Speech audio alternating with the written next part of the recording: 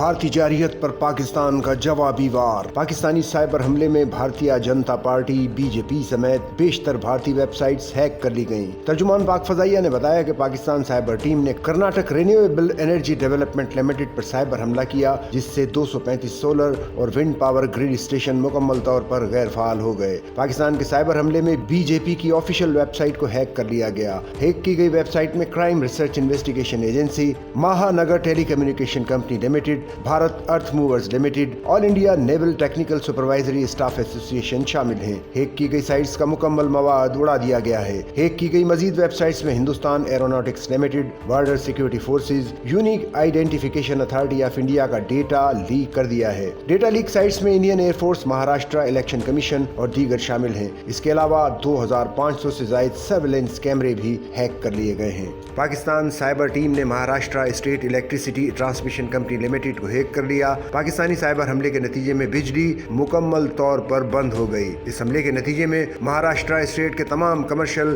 اور domestic matters کا records اڑا دیا گیا۔ سچل نیوز نیٹ ورک کی ویڈیوز میں خوش آمدید۔ ناظرین، ویڈیو سے متعلق اپنی قیمتی رائے کا اظہار کمنٹ باکس میں ضرور کریں اور چینل کو سبسکرائب کریں۔